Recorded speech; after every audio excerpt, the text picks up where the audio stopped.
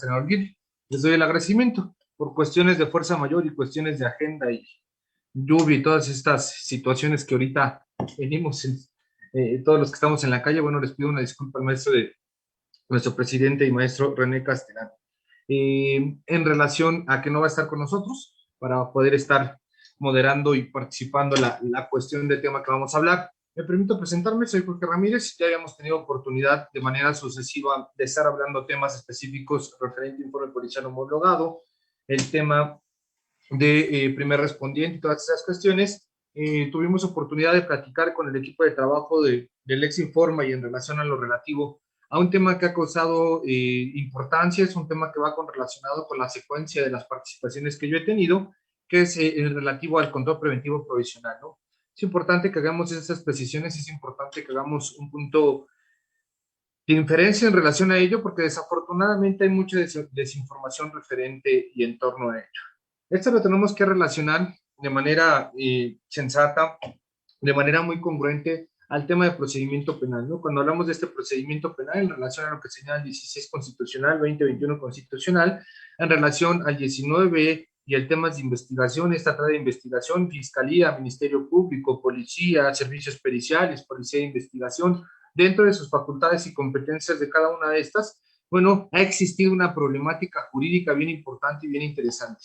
Nuestros máximos tribunales ya se han pronunciado referente a este control preventivo provisional y sospecha razonable, que debemos ser muy cuidadosos cuando hablamos de control preventivo provisional. ¿Por qué? Porque desafortunadamente en nuestra sociedad, o nosotros como sociedad, cuando no estamos muy relacionados con un tema jurídico o cuando no estamos muy relacionados a un contexto de un poquito de información en relación a la participación de cuerpos de seguridad, a la participación de la investigación de un delito, bueno, como sociedad le damos esa desinformación, ¿no? Creemos erróneamente o comprendimos que todas las revisiones o todos los famosos retenes o los puntos de revisión que existen por parte de los cuerpos de seguridad, bueno, son revisiones arbitrarias, inspecciones policiales sin una orden judicial, ¿no? Y desafortunadamente ahí vemos colegas, compañeros,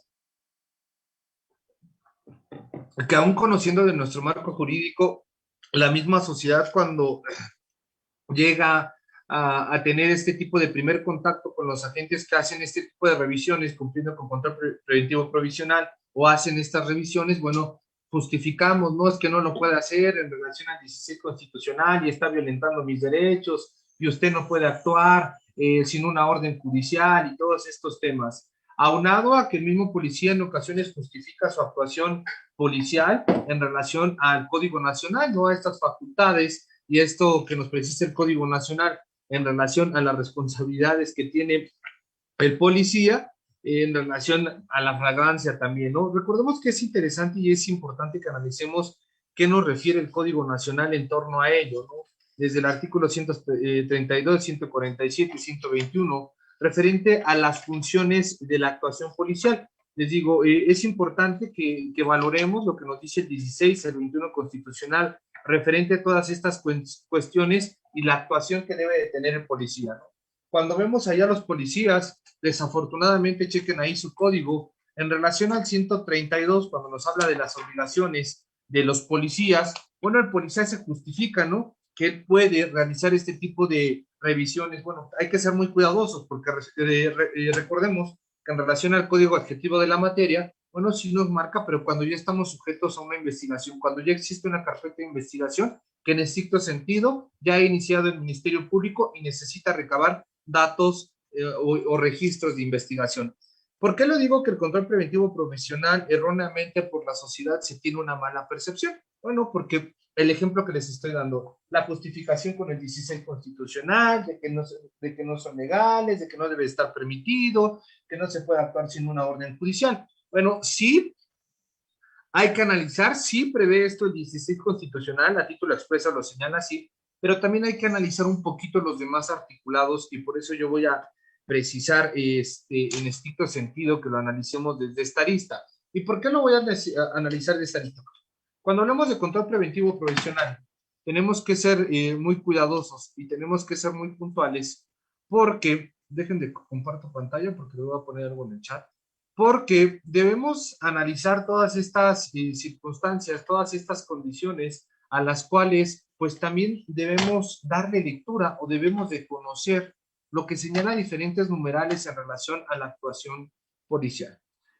Cuando analizamos esta perspectiva y cuando analizamos qué debo de entender yo por control preventivo provisional, bueno, tenemos que hacer un análisis muy amplio, una interpretación muy detallada.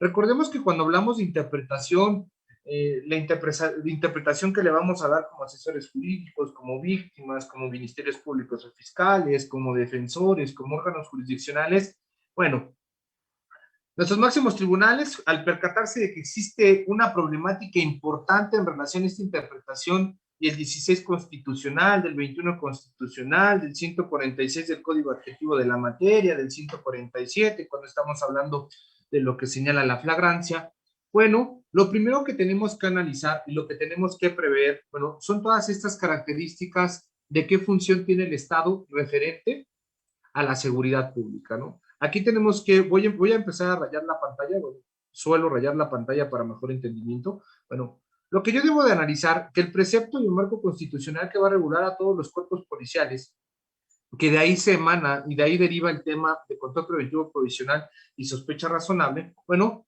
debemos saber y conocer cuál es esa función que va a estar a cargo de la federación, entidades federales y los municipios. Salvaguardar la vida, libertades, integridad y patrimonio de las personas. ¿Con qué finalidad?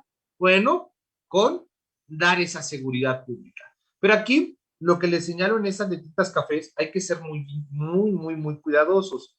Desafortunadamente, cuando hablamos de seguridad pública como este primer contacto ciudadano, como seguridad ciudadana, este término anglosajón y europeo que nos viene señalando diferente literatura, que es señalarnos este contexto de contacto ciudadano, policía de proximidad, todas esas cuestiones, desafortunadamente se ha venido materializando, desafortunadamente se ha venido contextualizando, que con el tiempo creemos que la policía o que en estricto sentido también cuando se forman nuevos policías, se cree o nos han hecho creer, es la palabra correcta, que solamente vamos a actuar cuando ya se ha consumado una conducta delictiva o que solamente vamos a actuar cuando ya acontecieron los hechos constitutivos o esa conducta que tiene características de lo que prevé un código punitivo.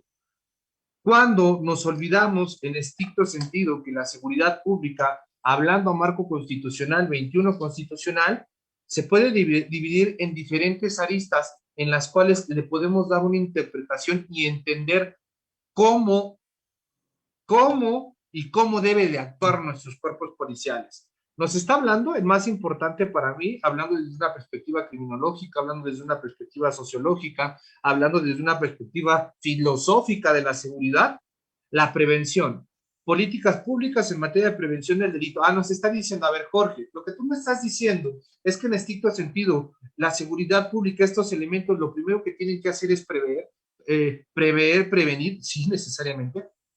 Desafortunadamente, cuando nos vamos a la realidad, nos damos cuenta que desafortunadamente nuestros cuerpos de seguridad suelen acudir ya cuando acontecieron los hechos o ya cuando relativamente cometió la conducta que le generó una afectación en su bien, en sus tres esferas biopsicosocial a una persona. Entonces, ya este primer tema que lo señala como primer actividad de los cuerpos de seguridad, la prevención, vemos que realmente México no cumple con este tema preventivo. La política criminal que se maneja en México es punitiva, represiva, episódica, reactiva, y te marca todas estas aristas que necesariamente no podemos hacer valer o no podemos hacer cumplir. La policía no cumple con este tema de prevención, pero aquí también está el fundamento para justificar la actuación referente a este control preventivo provisional. Entonces, ya hay una complicación, ya hay una problemática jurídica que nuestros máximos tribunales tendrían que resolver, ¿no? Hay una figura jurídica, hay una problemática jurídica referente a si un policía puede hacer algo con lo que señala el 16 constitucional, bueno, que puede hacer una revisión, si no tiene un orden judicial, o el 21 nos dice prevención, pero tenemos que analizar cuáles van a ser esos actos de cómo un elemento va a prevenir. Ahí les dejo esa problemática. Aquí ya teníamos una problemática, ya existe una confusión. A ver, 16 me dice esto, pero 21 en estricto sentido ya me marca la actuación, nos marca la metodología empírica, la metodología metodología estructural en relación a seguridad. Y el primer tema me dice, efectivamente me está hablando de prevención. Desafortunadamente, si nosotros lo analizamos y somos muy críticos con nuestra realidad, aquí no vamos a descubrir el hilo negro, sino sencillamente estamos identificando que el tema de prevención, bueno, nuestros cuerpos de seguridad no lo cumplen. Nuestra política pública en materia de prevención del delito, política criminal, necesariamente, ya les dije, es punitiva, reactiva, episódica, entonces no va a cumplir con este tema. Ahora bien, investigación, hablamos que necesariamente en relación a estos actos de investigación o datos de prueba que el Ministerio Público se vaya acumulando o vaya integrando hacia esta carpetita de investigación, bueno, necesariamente ya va a empezar a investigar si efectivamente que esa conducta en relación a una denuncia, una querella, en relación a los requisitos para iniciar una investigación que señala el 221, bueno, te marca esta perspectiva, ¿vale? Investigación, actos de investigación que yo voy a poder aportar, que necesariamente yo le voy a poder trasladar, ¿a quién? Al Ministerio Público. Perdón, ahí se cambió. Ahora bien, ya nos marca este tema donde necesariamente hay este choque, aquí está esta problemática que yo les planteo. También nos habla de persecución de delitos, bueno, el policía, dependiendo de su actividad, de su función, del área en la que esté trabajando, puede ser análisis de proximidad, reactivos, grupos especiales, tácticos, va a también generar esa persecución. Ahora bien, y dice que esa facultad se la vamos a otorgar a las instituciones de seguridad pública. Y yo les pregunto a ustedes, oye Jorge, si lo analizamos desde una lista, ¿cómo es que el policía genera o cuáles son esos actos de prevención? Y lo primero que identificamos cuando tenemos estos retenes o estos puntos de revisión, tú dices, lo primero que en ocasiones nos dicen los policías es que estamos salvaguardando, es una cuestión preventiva. Bueno, si lo analizamos en relación a este 21 constitucional y si el policía fundamental efectivamente está hablando de una situación preventiva, que en ocasiones nosotros como ciudadanos, cuando no estamos correlacionados con un tema jurídico o cuando no estamos inmersos en una connotación de contexto jurídico, bueno, pues desafortunadamente no le damos esta lista, no le damos esta, permítame, no le damos ese contexto para poder entender a qué nos referimos con prevención. Aparte, que desafortunadamente en las capacitaciones que nuestros cuerpos de policía reciben, en ocasiones la enseñanza o la perspectiva de detener, presentar, jugar con la estadística, de importar, bueno, tú presenta, tú detiene, tú haces esto, pero dejamos muy aparte este tema de prevención. Entonces ya le dijimos a las instituciones, tú estás encargado de estas vertientes, de estas aristas que nos hablan de la seguridad pública, recuerden, apegada al principio de legalidad, objetividad, eficiencia, honradez y respeto a derechos humanos, en relación al primero constitucional. Entonces, Jorge, tú me estás diciendo que el 21 constitucional nos marca los parámetros y nos marca las funciones de los cuerpos de seguridad o de seguridad, así es. Entonces me estás diciendo que este es el fundamento en el cual los cuerpos de seguridad o nosotros como sociedad debiésemos de entender que también van a realizar actos preventivos y que esto no contraviene a lo que dice el 16 constitucional cuando nos está hablando de una orden y que es que tú no traes una orden y es que yo escuché que en la clase de mi hijo de derecho que pues sin una orden judicial no me puedes hacer una revisión y bla, bla, todas estas cuestiones. Entonces, aquí ya tenemos una problemática. Y de esto surge el tema de control preventivo provisional. La primera sala de la Suprema Corte de Justicia, al resolver el amparo directo de revisión 1596 del 2014, nos da una definición o pretende dar una definición referente a lo que señala de control preventivo provisional. ¿Qué debo de entender yo, chavos, por control preventivo provisional? Cuando hablamos de control preventivo provisional, nos dice, cuando se resuelve este amparo, que van a hacer todas estas actuaciones de investigación y prevención del delito.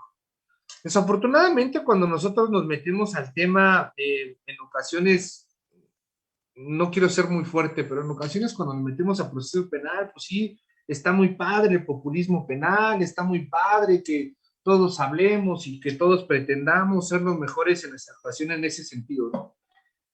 Y no lo critico, sino hay que ser muy cautelosos, que siempre vamos a estar hablando de proceso penal, siempre vamos a hablar de detenidos, siempre vamos a hablar, pero si no se trabajan en políticas preventivas, nunca va a mejorar nuestro sistema. Cuando realmente analicemos, que tengamos un enfoque de que está dando buenos resultados, aquí el problema no es cuántos detenidos tengo, cuántas carpetas se hacen en una agencia del Ministerio Público, cuántas detenciones, eso es estadística, y las instituciones les encanta trabajar con estadísticas.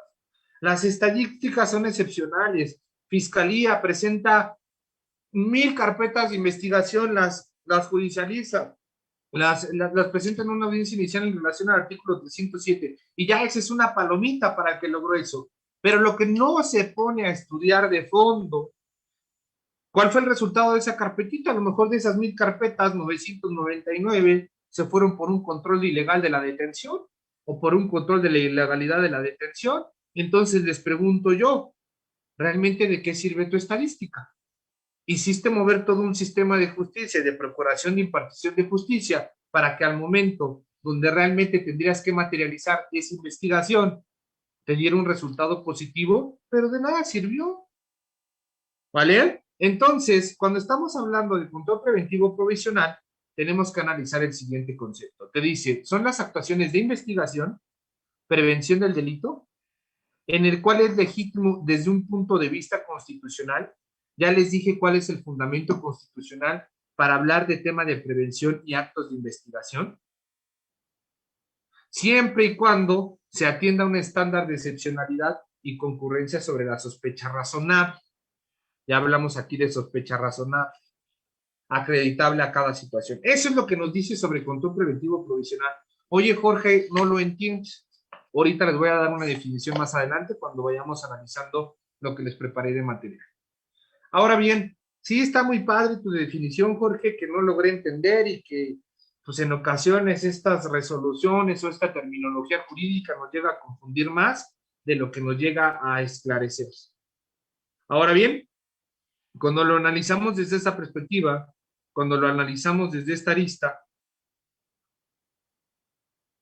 dice, o realmente lo que pretendemos es que el control preventivo provisional me va a resolver sí esa problemática jurídica y me va a resolver esta confusión que en ocasiones los mismos juristas y la sociedad en mayor sentido tiene esta confusión. Primero, va a dar la definición de que los derechos humanos no son de carácter absoluto.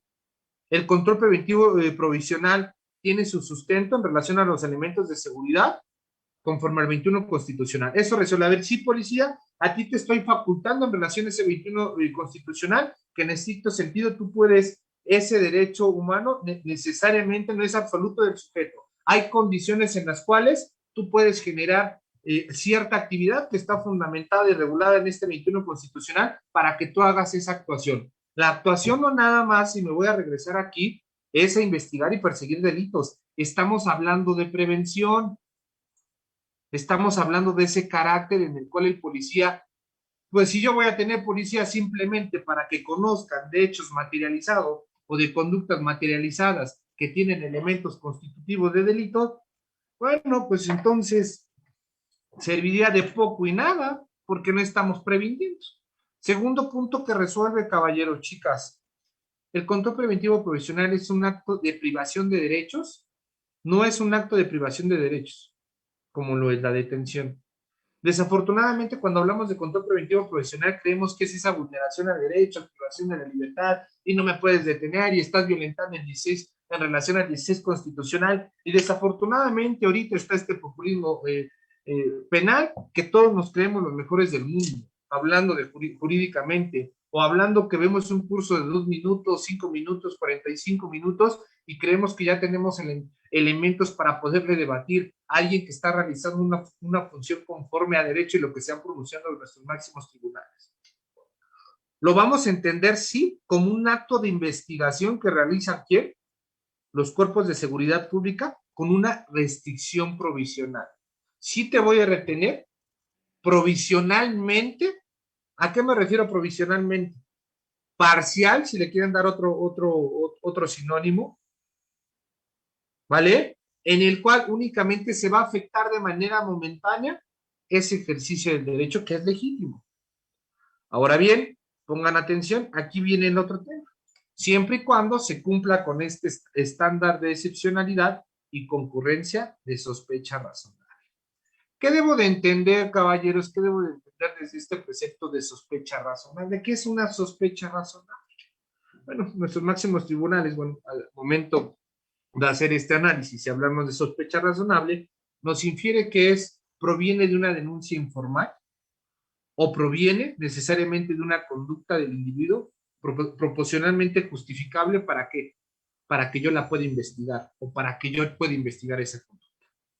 ¿Vale? Tenemos que analizar que no restringe necesariamente un derecho, no es la privación de un derecho, sino que de manera provisional para investigar, para indagar, de que hay información necesaria, le podríamos dar otra definición, información necesaria para poder dar esa interpretación en relación a esa sospecha razonable.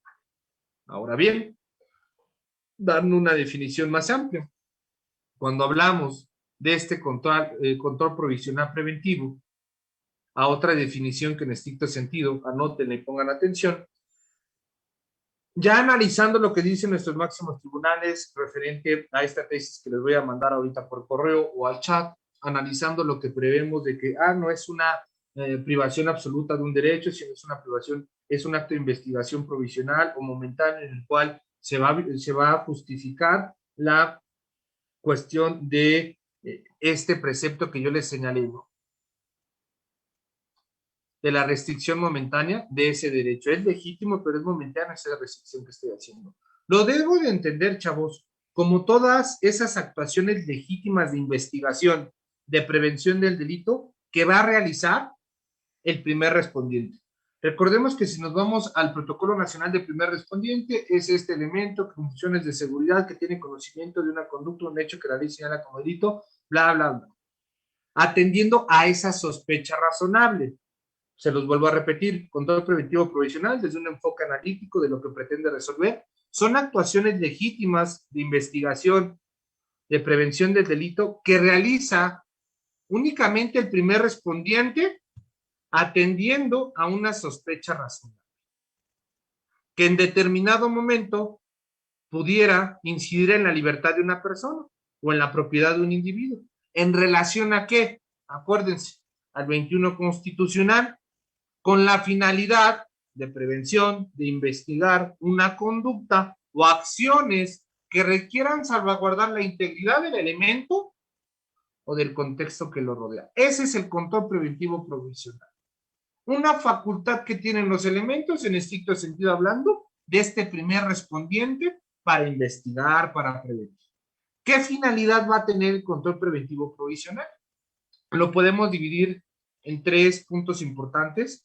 Estos 3 puntos es importante que los analicemos, es importante que le demos esa perspectiva y que seamos muy sensatos al momento de que lo podamos ejecutar. ¿Por qué? Porque, oye, Jorge, ¿de qué me sirve este control preventivo provisional y esta sospecha razonable? Pues les digo que yo siempre he sido muy crítico y con nosotros mismos como juristas, que el elemento o la parte más importante del proceso penal para mí son los policías.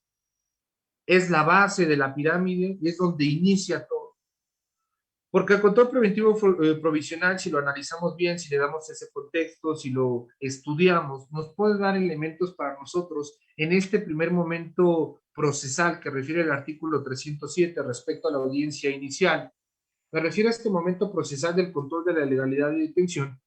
Si lo analizamos, si el policía no se rige por lo que señala el 16 constitucional, 21 constitucional, no tiene contemplado el control preventivo provisional, no conoce el protocolo nacional del primer respondiente, no conoce la guía nacional del primer respondiente, no conoce lo que refiere el 132 referente a las actuaciones de los policías, bueno, necesariamente nos puede dar elementos para que nosotros justifiquemos y alegamos lo que señala el 146 en relación a una flagrancia o a este momento de justificar que no se califique de legal un control o legalidad de detención, ¿vale? Para eso nos sirve el control preventivo provisional, para que el primer respondiente al momento de que realice esa detención tiene conocimiento de una conducta con características de delito o una conducta que el Código Punitivo señala que tiene elementos para que sea un delito, bueno, necesariamente nosotros podamos justificar ante esta audiencia que señala el 307 del Código Adjetivo de la Materia, a ese momento procesal, poder justificar todas esas actuaciones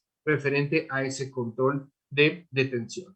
Ahora bien, primer elemento, ¿para qué me va a servir el control preventivo provisional? Bueno, necesariamente todas estas actuaciones que realizan los policías, todas estas funciones que van a estar encargados correlacionados con el 21 constitucional, le van a servir para la prevención de la comisión de algún posible delito. Realmente esto va a regular y nos va a dar enfoque para que nos podamos acostumbrar que necesariamente los policías o nuestros cuerpos de seguridad tienen una función bien complicada, que nos está hablando de prevención del delito, que nos está hablando de toda esa perspectiva en la cual debemos ejecutar, debemos analizar todas estas aristas en las cuales desafortunadamente nunca posicionamos al policía o a los cuerpos de seguridad.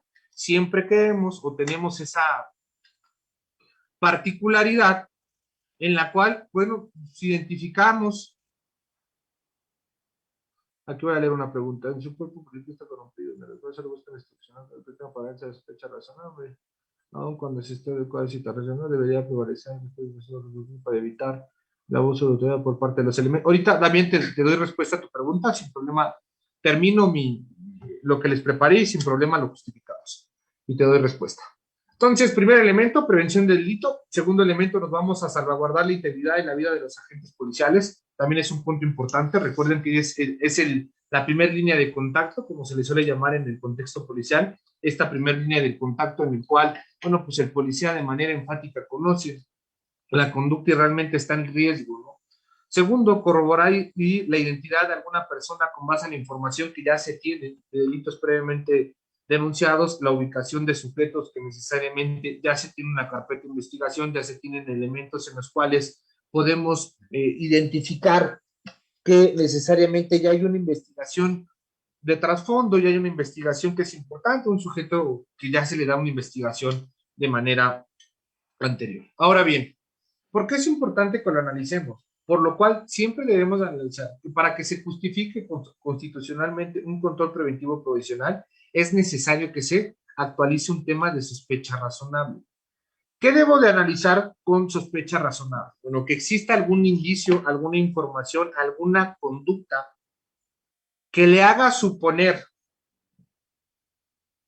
a la gente o al cuerpo de seguridad que existan circunstancias de que ese hecho es una conducta delictiva, de que vea viable o que sea viable una detención, que se protejan a las víctimas o que se materialice una detención con lo que respecta al 146. Vamos a poner un ejemplo, caballos. Vamos a poner un ejemplo, compañeros. Vamos a suponer que yo soy el policía Jorge Ramírez. Estoy haciendo un rondín, estoy realizando mi rondín de rutina, como se le llama. En ese momento yo voy patrullando, veo un carro polarizado, veo un coche sin placas, veo un coche que no se ve absolutamente nada. ¿Ya es un elemento para sospecha razonable? Sí. No simplemente la sospecha razonable es que tenga que ver todo con lo que señalan nuestros códigos punitivos y que encuentre un arma de fuego y que encuentre marihuana y que encuentre al gran sicario que estábamos buscando desde... No. Van a ser toda esa información. Yo voy a detener cuál es la sospecha razonable, es alto, por qué no trae placas, por qué trae polarizado. Ya hay una sospecha razonable. Esto no quiere decir que va a ser un delito ni nada. Necesariamente te estoy deteniendo porque hay información de que esa conducta hay indicios que tú no estás cumpliendo con la normatividad de algo. Aquí tenemos que ser muy cuidadosos. Aquí tenemos que ser muy cautelosos al momento de dirigirnos, porque en ocasiones recordemos que está también la Ley Nacional de Uso de la Fuerza, donde el policía debe de cumplir con ciertos parámetros ante la detención y ante la interacción de dos sujetos. Ya habrá tiempo de analizar en otra perspectiva con el maestro René, con los compañeros del Ex Informa, para analizar los pasos, las cuestiones del uso de la fuerza, porque justificar y acreditar un tema de uso de la fuerza, lo que tenemos que analizar es que el policía, al momento de que emite este documento que se le conoce como informe policial homologado, que no es otra cosa más que la redacción de todo lo actuado por parte del primer respondiente, bueno, tenemos que analizar cómo se tiene que justificar. Tenemos que analizar, yo detuve, pero no me quiero bajar, es que trae orden judicial. La sospecha lo detuve porque necesariamente usted está quebrantando una normatividad referente al reglamento de tránsito. Sí, yo no soy tránsito, pero al no traer placas, al no traer polarizado, bueno, hay una sospecha de que ese vehículo pueda estar en cierta irregularidad. No le estoy diciendo que el vehículo sea robado, no le estoy diciendo, simplemente tengo que cotejar que ese vehículo necesariamente lo esté poseyendo, o sea, usted el titular de ese bien para poder justificar. Aunado así a que esté infringiendo el reglamento de tránsito en su versión tal, y lo que ustedes quieran. Ya estoy haciendo este contexto, ya estoy materializando la situación en la cual existe esa sospecha razonable o esa sospecha razonable, en la cual el agente o el cuerpo de seguridad está justificando todos esos elementos para que pueda hacer o para que pueda necesariamente regular esa actuación. Y no es de que, pero desafortunadamente, ¿qué pasa como sociedad, chavos? Agarramos, nos para el policía, es que tú me puedes parar, cabrón, necesito uno de tránsito, y es que tú con qué facultades, y yo conozco al primo de un amigo, y una respuesta no congruente, una respuesta que le está dando posibilidad al policía a aumentar este nivel de fuerza que le da la Ley Nacional de Uso de la Fuerza. Está justificando tú mismo, estás dando elementos para que el cuerpo de seguridad ejerza su función que tiene y cumplir con los protocolos establecidos para elevar el uso de la fuerza, para probablemente una detención, para lo que ustedes quieran. Hay que ser muy cuidadosos. Desafortunadamente, y aquí voy a empezar a resolver la pregunta de su compañero Damián, desafortunadamente los cuerpos policiales en ocasiones utilizan este tema para una cuestión de una mala práctica. No le quiero poner nombre y apellido de corrupción y extorsión, que es el nombre correcto, pero estas malas prácticas en las cuales desafortunadamente la ignorancia de nosotros como sociedad y el abuso y las malas prácticas de los cuerpos policiales, y no hablo de todos, tengo muchos amigos que son policías, llevo mucho tiempo en contacto con policías y considero que por muy pocos pagan todos y que por una mala sociedad que somos nosotros, también no se le da ese contexto en el cual podamos materializar. Entonces, hay que entender que todos esos elementos, cuando estamos hablando de sospecha razonable, cuando estamos hablando de control preventivo provisional, lo único que se busca prevalecer es que necesariamente se materialice lo que se señala el 21 constitucional, que realmente le demos las herramientas necesarias a los cuerpos de seguridad para que realicen esta función. ¿Por qué? Bueno, ya se los comenté, estamos hablando que en relación a este precepto, vamos a ver qué viable, y el tema que yo les tocaba, que puede ser tema para otros 40 minutos o 6 meses o un año de un diplomado en relación a seguridad pública, este primer respondiente puede ejercer y puede hacer uso de la fuerza de manera proporcional en relación a la resistencia de la persona que esté teniendo contacto. Primer elemento nos habla de presencia de la autoridad, nos marca de características en las cuales el cuerpo policíaco o el cuerpo de seguridad debe hacer valer, la persuasión y disuasión verbal. El policía debe tener capacidad para poder moderar y para poder controlar esa situación en relación al sujeto relativo. Bueno, pues, si se logra, bueno, puede haber una reducción física. Aquí ya hay un contacto entre la agente de seguridad y la persona que se está realizando esa intervención. Cuarto y quinto, los pueden ser los más gravosos, si lo pueden llamar de una manera, pero está debidamente justificado y está debidamente respaldado, fundamentado y motivado en relación a la Ley Nacional sobre Uso de la Fuerza, la utilización de armas incapacitantes o menos letales en relación a la resistencia del sujeto, o la utilización de las armas de fuego o fuerza letal. ¿Vale? Hay que repeler una agresión, hay que repeler una resistencia de alta peligrosidad,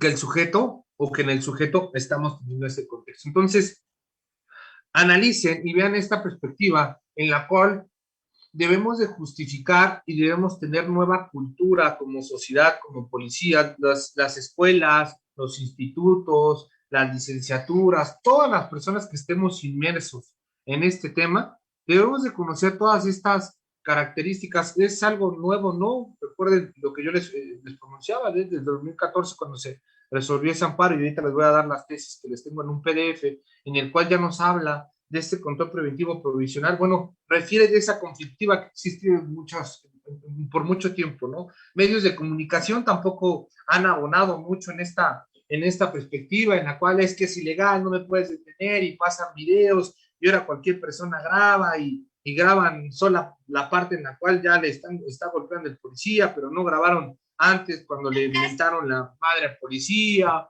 o todo este tema, ¿no? O desafortunadamente también hay videos donde el policía, aprovechándose de la inocencia o de la o falta de conocimiento de los integrantes de la sociedad, pues vemos como el policía de su pantalón saca una bolsita con hierba y empieza a revisar la mochila y dice que lo traía. Bueno, desafortunadamente existen tanto puntos positivos y negativos como sociedad, tanto puntos positivos y negativos que se da esta problemática. Entonces tenemos que ser cautelosos, tenemos que ser muy sensatos. La interacción de estos sujetos, desafortunadamente, tenemos que reconocer que los cuerpos de seguridad tienen esta importante y peligrosa misión de salvaguardar en ocasiones encima de su vida la de la sociedad.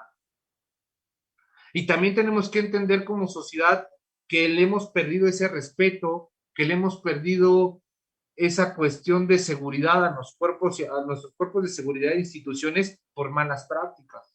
Entonces es una responsabilidad compartida que la Suprema Corte y nuestros máximos tribunales fueron identificando este error mediante amparos, mediante la resolución, la emisión de tesis y todas estas cuestiones, donde dice, a ver, vamos a justificar, vamos a darle nombre y apellido a esto y vamos a generar el control preventivo provisional, que va a ser esa posibilidad que yo le voy a dar en relación al 21 constitucional y esa facultad que van a tener los cuerpos de seguridad para que en estricto sentido puedan realizar una función apegada en relación al primero constitucional, apegada a derechos humanos, a legalidad y todos estos elementos. Entonces, hay que evaluarlo.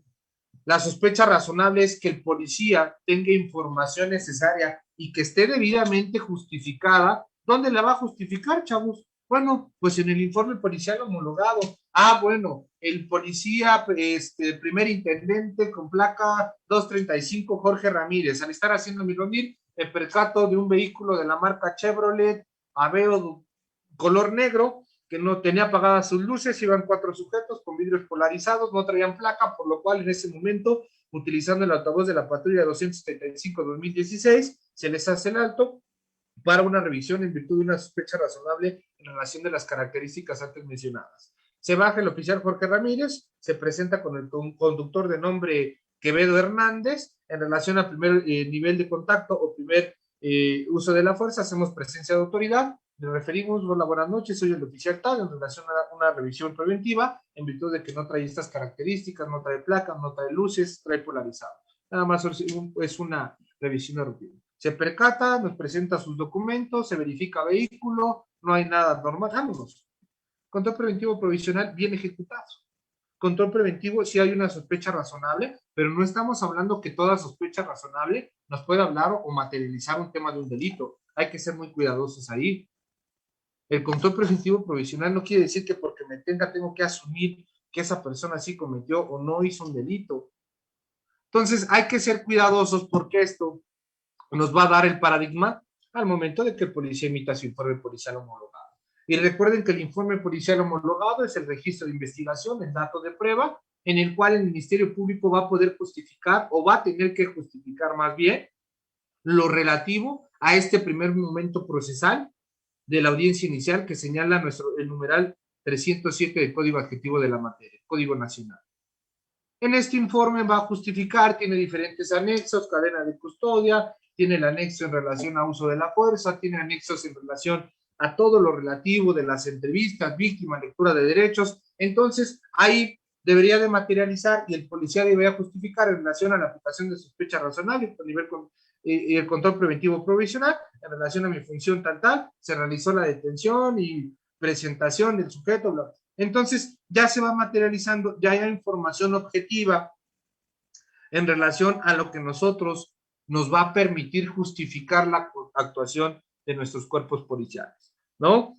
Ya me pasé 7 minutitos, es lo que yo les quería referir referente a control preventivo provisional. Nos podrían dar un poquito más de tema. Ahorita les voy a compartir en el chat el link donde está la tesis, y me gustaría que la leyeran, y después de que la leyeran, diéramos un contexto y una participación en relación a ustedes de lo que les expliqué con lo que dice esta tesis. Denme un segundo. Aquí está. Entonces se las comparto. Okay.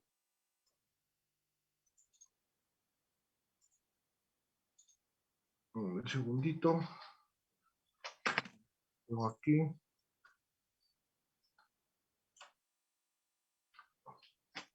Ahí está la tesis, que es importante que nosotros tengamos ahí al momento de que vayamos a nuestras audiencias y todo esto. Damián, un cuerpo policial que está corrompida y donde los policías solo buscan extorsionar cuando el pretexto para darse en sospecha razonable, aun cuando no se está adecuada a la situación nueva, por lo cual debería prevalecer a los derechos humanos para evitar el abuso de la. Fíjate que es un tema bien interesante, Damián, que yo más que nada sí debería de prevalece el respeto a derechos humanos, pero desafortunadamente las malas prácticas y la normalización de la conducta delictiva, la normalización de la corrupción, la normalización de una sociedad no enterada o no conocedora de nuestro contexto jurídico, también eso es importante. Bueno, pues ha dado como resultado esta distorsión, o ha dado como resultado que nosotros hemos permitido como sociedad y como instituciones que las personas no estemos preparadas. Y hablando de los cuerpos policiales, yo llevo mucho tiempo muy de cerca con cuerpos policiales en todos los niveles y en diferentes latitudes, y vemos que el principal error a criterio personal es la falta de capacitación, la falta de homologación, la falta de condiciones de trabajo, la falta de perspectiva, de esa congruencia entre procuradurías, secretarías, para hacer el trabajo menos pesado, porque realmente el trabajo más pesado en un inicio de investigación, y hablamos con detenido de estas formas de conducción que señala el 241, y cuando hablamos de 146 y 147 referente al tema de flagrancia, que es donde el primer respondiente en relación al protocolo nacional de primer respondiente, protocolo de actuación del primer respondiente, nos habla en estricto sentido de cuál es esto. Bueno, desafortunadamente se ha dado como resultado la falta de respeto a las autoridades, sí, a la desconfianza de las autoridades que en ocasiones tenemos como sociedad. No es posible que como sociedad lo primero que se nos venga a la cabeza cuando se nos acerca un policía es que le tengamos miedo al policía. Y esto lo sentimos en ocasiones todos. ¿Por qué? Porque vemos situaciones, y este es un tema de legislación, este es un tema de políticas públicas, donde reitero, política criminal punitiva, represiva, episódica, reactiva. Es impresionante, les voy a dar el ejemplo más claro de cómo es complicado este tema, que cuando unos policías hacen una sospecha razonable para revisar unas personitas que están ahí tomándose una caguama en la esquina de nuestras colonias, de nuestros barrios, llegan 50, 60 elementos, 5 patrullas, 6 motocicletas, y tú dices, bueno, pues, ¿qué está pasando aquí? Ya agarraron no sé qué. ¿Pero qué creen? Se da el contexto que desafortunadamente, pues nada más son personas que están tomando. Pero cuando se escucha impactos de arma de fuego, cuando conocemos focos rojos o zonas rojas en la colonia, marcas una patrulla y no aparece absolutamente nada. Tardan media hora, 911 te pide información como una cita médica, color de piel, tipo de sangre, y lo que necesitas es que llegue una patrulla. ¿Por qué para este contexto, que no implica mayor riesgo que dos sujetos están tomando, una falta administrativa, que cuando se está aconteciendo esto desaparece, ¿no? O los protocolos no son tan buenos para.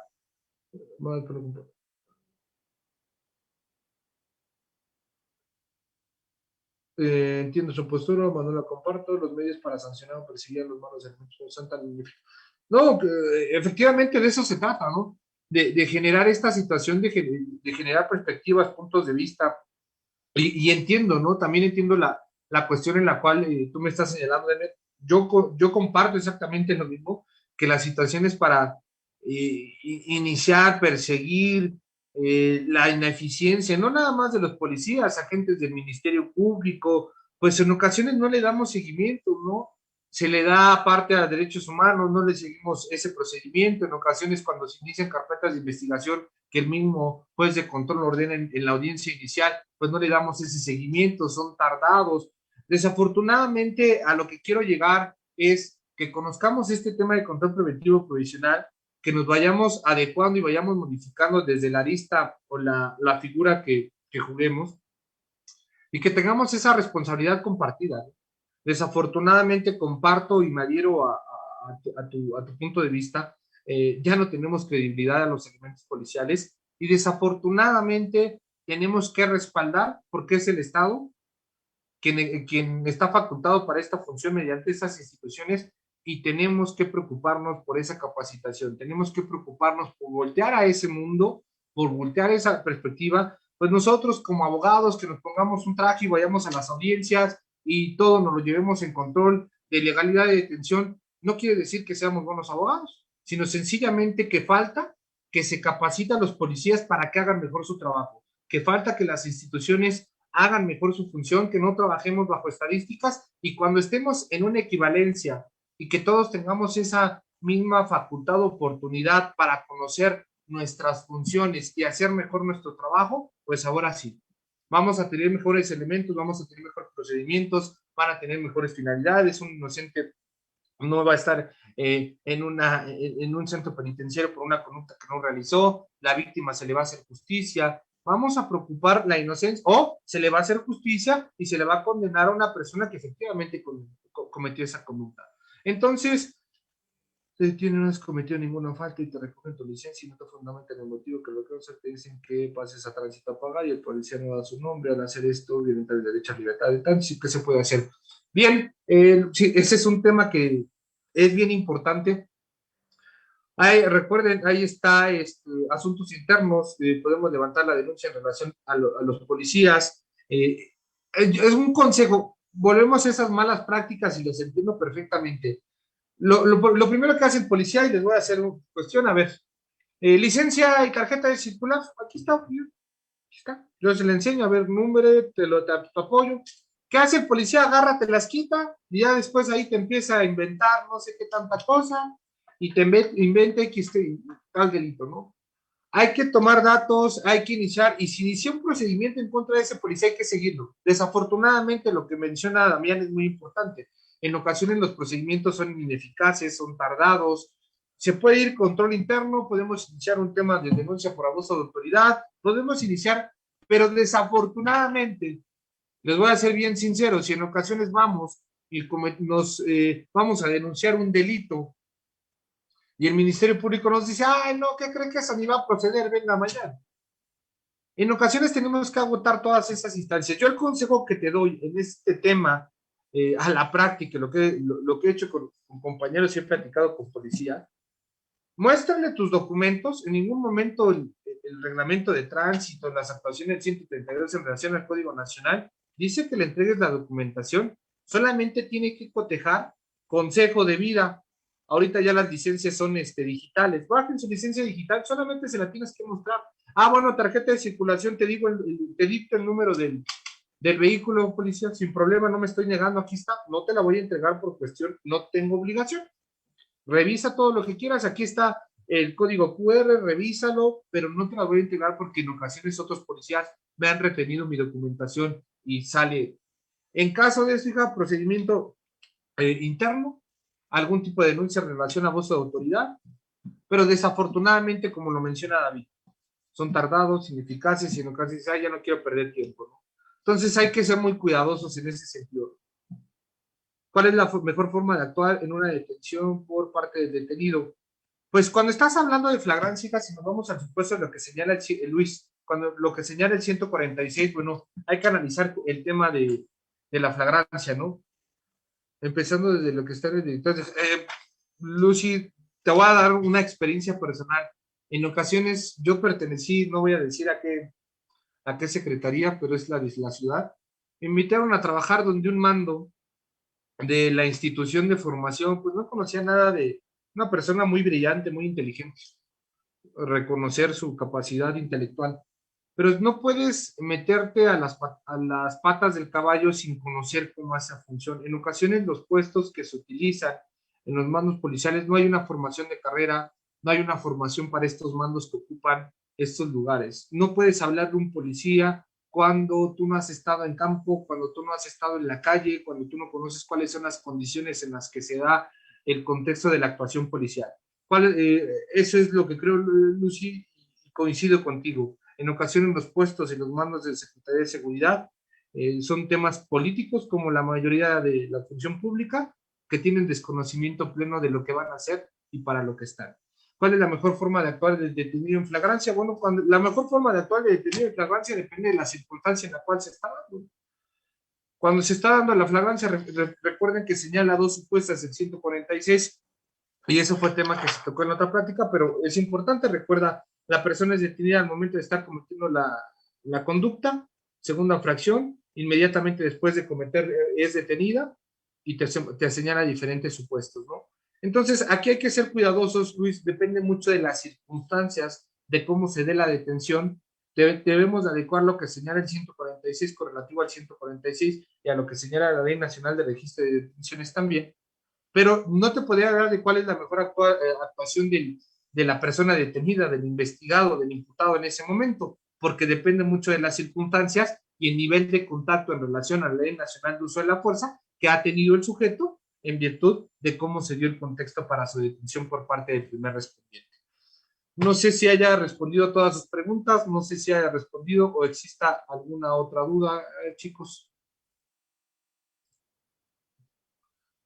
Si tienen alguna duda, comentario, escriban al chat y quedan sus órdenes.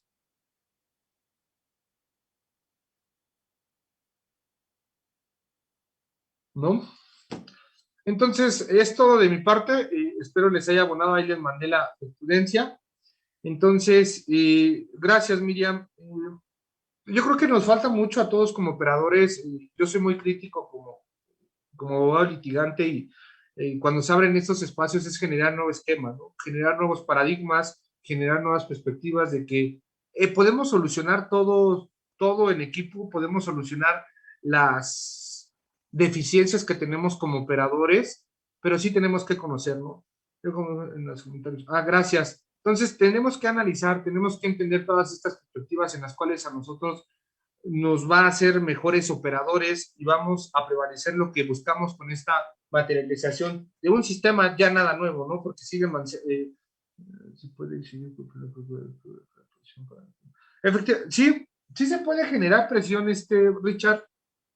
Ahí, inclusive, ahí podemos hablar de diferentes sentencias que ha emitido la Corte Interamericana en relación al tema de detenciones y esto, y desafortunadamente no se conoce, y desafortunadamente, yo soy muy sincero en esta parte, no le damos esa responsabilidad, y también un tema de egos personales, ¿no? Y egos de los profesionistas, de que, oye, cuando platico con policías, tenemos que ponernos también en los zapatos del policía. Si se critica, si se juzga, la culpa siempre la va a tener el juez. Lo dejó en libertad. Pero si analizamos el asunto, si analizamos la investigación, vemos que el policía hizo una mala detención, que el Ministerio Público no cumplió también con temas cuando empezó a integrar esa carpeta y dio como resultado la libertad. Y desafortunadamente los órganos de jurisdiccional siempre son satanizados, pero no vemos todo el trabajo que hay. Las malas investigaciones y los procedimientos mal llegados tienen nombre y apellido en los responsables, que somos todos los operadores dependiendo de la figura procesal que estemos jugando. Entonces, hay que ser muy cuidadosos, hay que ser muy responsables. Gracias por los comentarios. Cualquier cosa queda a sus órdenes. Agradezco al maestro René Castellán, que por cuestiones de agenda y climatológicas no pudo estar con nosotros. Agradezco a la licenciada Lisa las atenciones y si en otro momento queremos hablar, comenten al maestro Castellán, al equipo de trabajo del Lex Informa, qué temas podríamos hablar de Ley Nacional de Uso de la Fuerza, podemos hablar un poquito de la perspectiva y marco jurídico internacional para el tema de detenciones, Convención Interamericana, la situación que tenga que ser aplicable para nosotros generar un buen argumento respecto a esta audiencia inicial y para ser precisos en el control de legalidad de detención. Es todo de mi parte, les mando un fuerte abrazo, quedo a sus órdenes. Alicia, agradezco las atenciones y si no es más por el momento, nos estaremos viendo en otra ocasión. Les mando un fuerte abrazo, chicos, gracias.